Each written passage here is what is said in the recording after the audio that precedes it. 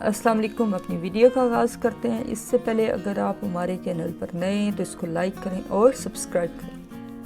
عقل مند کون؟ بہت دنوں کی بات ہے، کسی ملک کے ایک انصاف پسند بادشاہ کا وزیر مر گیا۔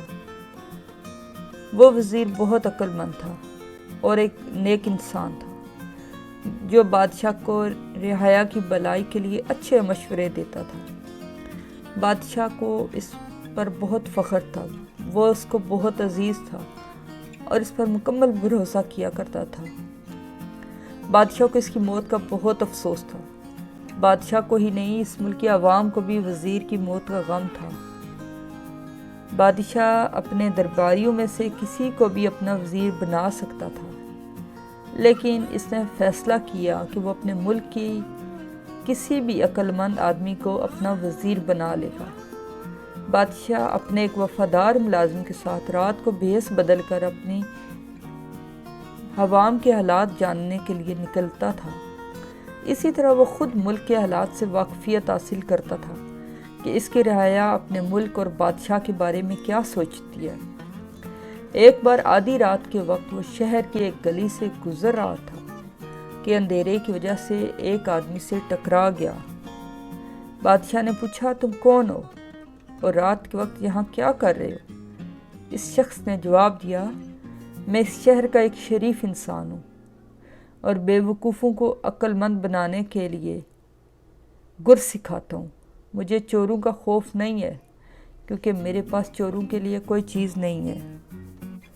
بادشاہ گھوم پھر کر اپنے محل پہنچا اور دوسرے دن اس نے حکم جاری کیا کہ شہر میں رات کے وقت ہر شخص ہاتھ میں چراغ لے کر نکلا کرے گا۔ جو شخص ایسا نہیں کرے گا اس پر سخت سزا دی جائے گی۔ کچھ دنوں بعد بادشاہ رات کے وقت شہر کی ایک گلی سے گزر رہا تھا کہ وہ ایک آدمی سے ٹکرا گیا۔ بادشاہ کو بہت غصہ آیا اور اس نے پوچھا، تم کون ہو اور اس وقت یہاں کیا کر رہے ہو؟ جناب، میں اس شہر کا ایک معزز آدمی ہوں اور بے وقوفوں کو عقل سکھاتا ہوں۔ بادشاہ نے پہچان لیا کہ یہ تو وہی شخص ہے جو چند دن قبل اس سے ٹکرا گیا تھا۔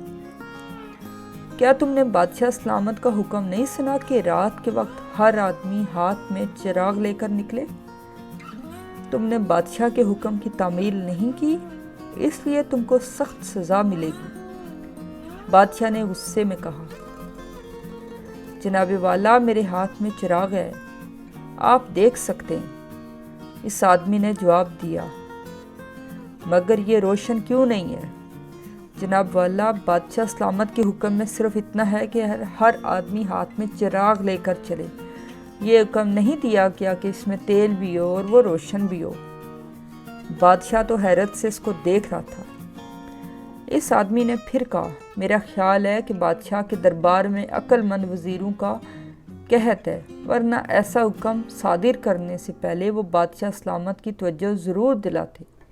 میری دعا ہے کہ خدا ہمارے بادشاہ سلامت کو ایک عقل مند وزیر عطا فرمائے۔ بادشاہ یہ بات سن کر دل ہی دل میں بہت شرمندہ ہوا۔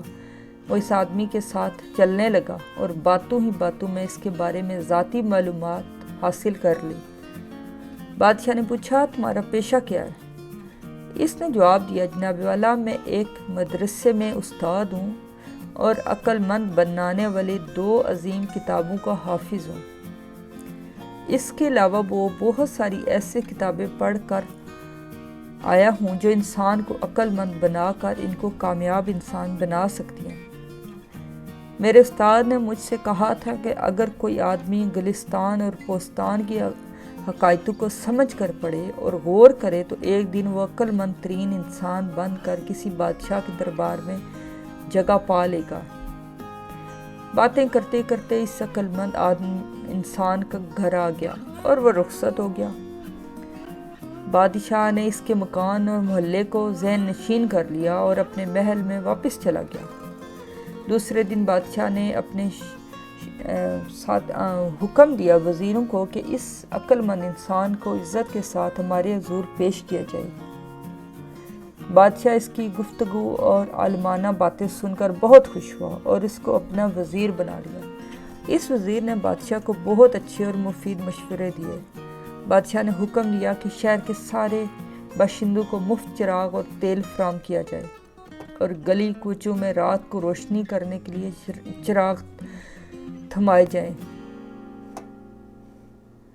بادشاہ نے حکم دیا کہ استادوں کے علاوہ بھی شہر کے ہر شخص کو، چاہے وہ شیخ سعدی شیرازی کی کتابیں گلستان اور بستان ضرور پڑھے۔